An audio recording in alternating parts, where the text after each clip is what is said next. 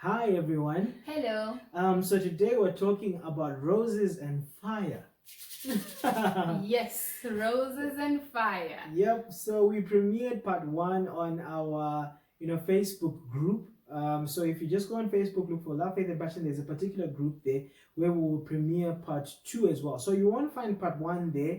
We've already removed it so that we can only put the premiere there. Then we'll actually post the video on YouTube. Yes, I'm excited about this conversation because it's not a conversation we usually have as children of God, as Christians. The conversation surrounding sex, surrounding, we talk about love, passion. yes, and passion. We never talk about those things. So personally, I am so excited. Today we're getting to cover the aspect of what is sex. What is sex? Yeah, and I think it's something that most people will be like, wait a minute, don't we already know what sex is? That's where babies come from. But I'd like us to delve deeper so that we can uncover some truths that will empower us to do life great. Yeah. Yeah. And I love the fact that, there's so much richness to this topic that we are yet to unlock. And one of the things that I learned on our premiere video is that sex is both physical and spiritual. Pastor P, please just take us on in that aspect. Like, okay. I really get set up when you are the one who starts. All right. So love, or rather, sex is both physical and spiritual, and it's something that as believers we need to understand in order for us to thrive in life. The fact that we are spirit and life is spiritual. The Bible actually tells us that all things that were seen were created from that which is not seen. So there is another realm that we operate in, whether we know it or not. Wow. And so, when it comes to sex being spiritual, you will realize that there are many examples where that which is physical is only a representation of, or a mirror of, what is actually happening in the spirit realm. Wow. So I'll give you an example. When the Bible tells us that, as the church, we are the bride and Christ is the groom, so it is relating the physical relationship between a husband and a wife to the spiritual relationship between Christ and the church. Wow. So many things that we see around us happening in our lives have a direct spiritual representation. So in as much as sex is very physical, but it has a profound spiritual relevance to it. So going further down with the line of thinking that Christ is the groom and the church is the bride, when you look at Matthew chapter 27, it tells us of a time in which, there was, before Christ, the priest was not allowed to enter into the Holy of Holies, except on specific times, on specific days, on specific festivals. That's when he was allowed to enter into the Holy of Holies. And apart from that, no one else could enter the Holy of Holies at any given day. So it was for a selected person to enter at a selected time. But when Christ died, in Matthew chapter 27, it tells us that, and now the veil was torn in two from top to bottom, and the earth shook and the rocks split. Something shaking, something splitting. You can relate it in so many ways. But you can relate it in so many ways.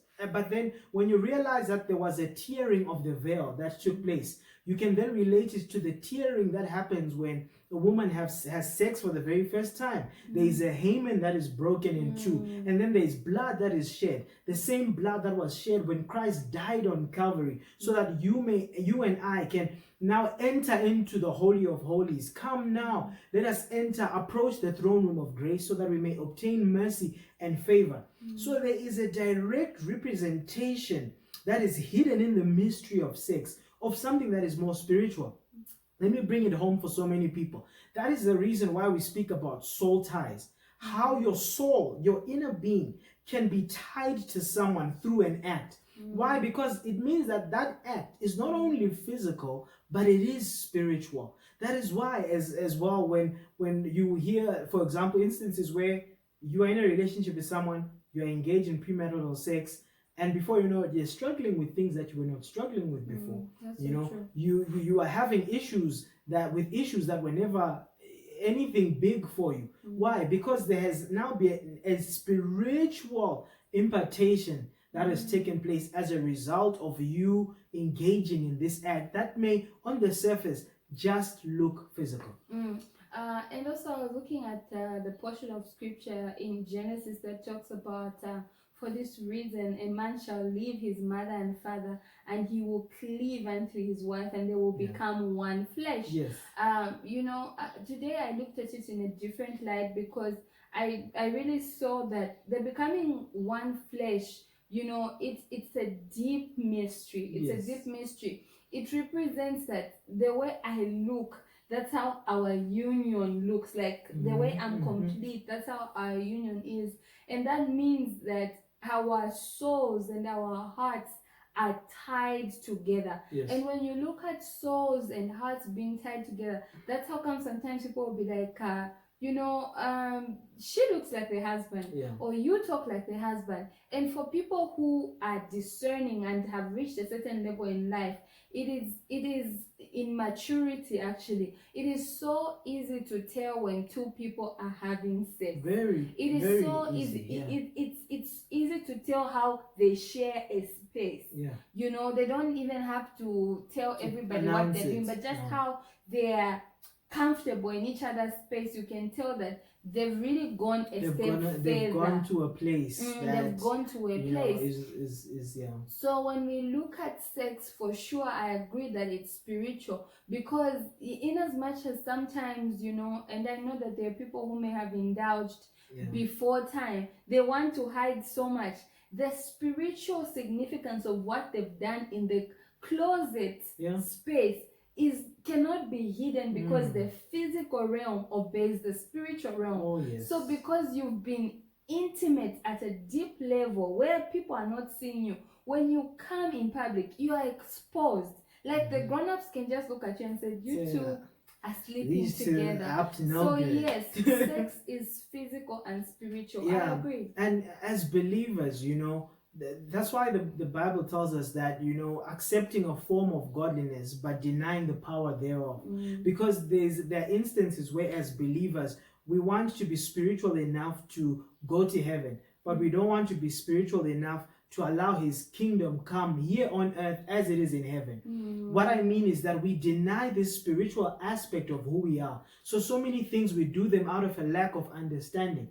And that's why I know that it is important for us to really ask, what really is this thing called sex? Because I know, as especially speaking from a guy's perspective, it's something that guys put a lot of energy in. Guys put a lot of energy into it.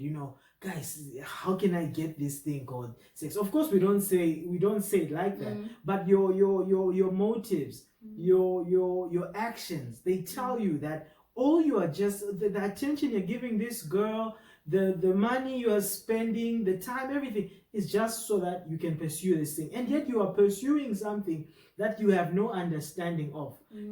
I'm just getting a picture. I don't know if any of you have ever seen, for example, any animal, a lion, a leopard, a dog, chasing after a porcupine. Porcupine. I believe that's the word. There's a specific animal that has got so many these sharp objects. They're like thorns, and they are so dangerous. I've seen videos where a dog was chasing this thing, not knowing what it was chasing, and before you know it, it had all these spines inside its mouth. It was filled inside its mouth, and they had to take it for surgery. It was that bad. Like where the thing go. So do you really know this thing that you are chasing? That's why it's really important for us to define what this sex is about. And there's also another thing that I wanted us to just talk about. For example, someone might be saying, okay, but sex is just like penetration. No. Sex is just like I said people say that. Like where people are just saying, so what is sex? I think we are okay, because even though we do a lot of touching, we do a lot of kissing, we explore our options, we explore our bodies, we allow our feelings to be you remember that? We allow our feelings to why should we be bound? The God just said that don't have sex, so we are not having any form of penetration, so we are good, you know. No. So what would you say to that? I think that it's very important, first of all, to know that sex is a whole process. It is very true. For us women, you actually have to internalize it. Like Doesn't start from no, the bed. it just doesn't boom. No, it's a whole process. And so when you talk about, for us, we don't go the whole 9 years, but we just explore our bodies. Explore your bodies for what? To go where? Exactly. And it's important to know that the way the body is wired, it craves for more. Today it will be... Oh, that's so true. That's a very important point for people to you need to understand that. Like today, and we've been receiving a lot of questions from people to say, but is kissing wrong? Because we're not even going anywhere with the kissing, But I can assure you, if I be a child of God, the kissing will never just end on kissing. Every time you kiss, it graduates. Go a little bit further. So the first time it was just like, 30 seconds. Yes. The second time, just a little bit of time on the mouth. The third time, his hand is up to here. And he would just be like, Fida no tumwenso, with a bit of fear. That's what I said in Bemba. And then with time, you start to realize that you are moving. And the thing is, the enemy won't allow you to see that you are graduating. You're graduating to different levels of the hunger to actually do the thing, And so things like, can we kiss? Can we not kiss? It's important to understand that they are part of foreplay. Yes.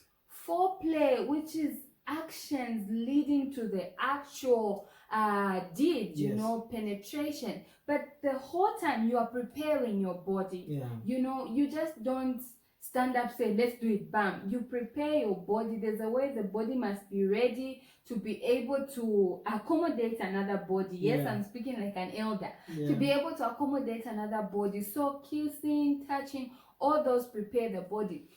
Now, if you say we're not going all the way, then what are you doing? What are you doing, stopping along the way? There's an example that I love giving, that when you look at this particular aspect, you can imagine if your next door neighbor, every single day in the morning, they were to get into their car, they switch on their engine, then they rave it very loud, vroom, vroom, vroom, vroom, vroom, vroom. After they've raved the car, they switch off the engine, close the windows, close the doors, get back into their car. The next day, they do the exact same thing. The next day, they do the exact same thing. By the time they've done it for a week, you'll probably be convinced that this person is not okay in their head. Because why are they starting this car? Why are they raving it so much if there's nowhere that they actually want to go? So it's the same thing. If you're there busy saying that, no, but we're just touched, why are you starting the engine? Why are you raving it up? Why are you warming up the engine if you have no intentions to drive somewhere? So it's very important that even as we're talking about defining sex, I know this will disappoint a lot of people, but guys, we need to be honest with each other and tell each other the truth, that if you are going to think that you are safe because for now you feel like you haven't crossed any really important boundaries, like my wife said, the flesh will never be satisfied. That's why the moment you think you have got money, you realize that you need more. That's why when you after you eat ice cream, as soon as you're done, you're like, but I need T-bone, because the flesh will never be satisfied. And I just want to bring this home because I've had to talk to a number of young people, and to be honest, I don't see that it's a wrong thing. I honestly don't, because that's how we're wired. Our bodies are wired for that particular act, because sex is a gift from God. It's not from the enemy. Some people want to pray their feelings away. I saw a very disturbing meme on one of the status updates telling people that sex before marriage is wrong might work if you tell them that being horny only starts when you get married. And I realized in that moment that, you see, we have not understood that our bodies are wired Yes. to be able to indulge in that act, but it's a matter of time and under certain confines. And so with that, I would like to encourage people to say, don't kiss, because it means that you're just revving your engine but not going anywhere. No dry humping, you know, like there's so many things going around now, like where people are like, no, it's just on the clothes, nothing is happening, but you have people orgasming from that, you know. So the earth is shaking, the rocks are splitting. Yes, you know, people will be mourning on those same clothes. So it's not so much about saying we didn't penetrate. It's where your heart is and where your appetite is, like what you're desiring, what your heart really wants. Because the Bible says that anyone who looks at a woman lustfully is as good as having committed adultery with her. So if you go and do on the clothes but say we didn't penetrate, you did. It's in your mind you did, in your heart you did, and so you have sinned against your body. And I love that you mentioned the fact that sex is a gift. As we're defining this, sex is actually a gift from God. You know, the Bible tells us, I believe it must be in Proverbs 5, I'll need to check, but I think it's in Proverbs 5, where it tells us that, you know, be blessed by your fountain, you know, take delight in the wife of your youth. Proverbs 5. It goes on to say that she is like a graceful deer, you know. It goes on to speak about other things, breasts, it's quite steamy. It speaks about a lot of things. But so it's something that was created by God for us to enjoy, for us to actually take pleasure in. But now what the enemy comes in to do is that he is a master trickster. You know, he wants to create the illusion of something that is valuable, and yet in itself there is essence or truth to what he is telling you. Okay, let me put it this way. Remember when Christ was being tempted by the enemy, you know, all the things that he told Christ to do were within the realm of Christ's possibility.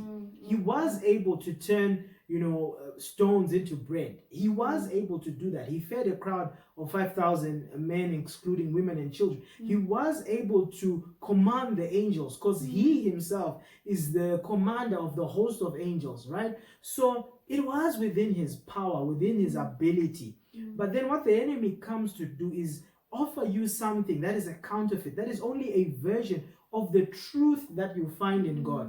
So when the enemy comes to try and show us that, no, just do it this way, just enjoy it this way, what he's really trying to do is get you to indulge in something that will only give you a figment or a fraction of what you will have when you do it under the confines of covenant.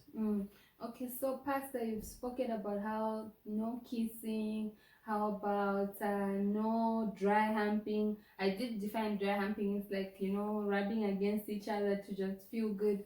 And then, so what about sexting?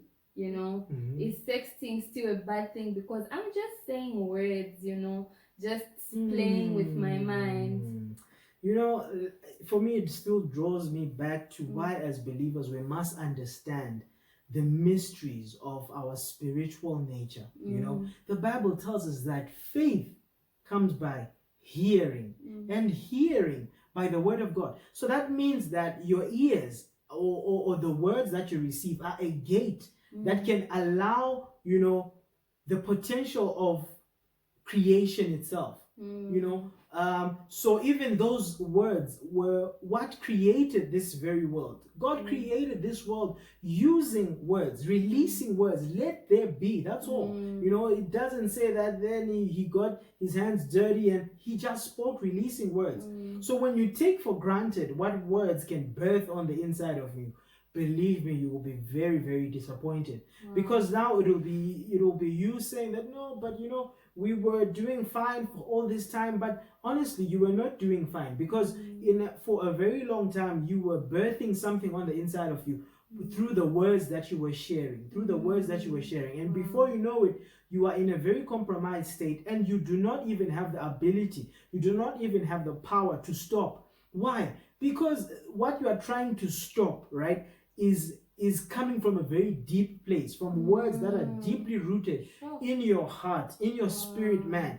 And it's just a matter of time until they are manifested, because the things that are seen are created by the things that are not seen. So this issue of sexting, guys, it has got so much, it has got more power than we can ever really think about. It contaminates your mind. It does. It gives your mind things to, meditate on. And what you meditate, you want to manifest, So you're so true. Right. Personally, I don't have anything else to add, but I have a lot to say. Yeah, we do. We've got so much to say, but I think maybe for the interest of we might have to just cut it here. So please do find time to catch us on the premiere of part 2 of Roses and Fire. It will be fiery. Yes, it will be hot. And then also look out for part 2, the recording that will be here on YouTube.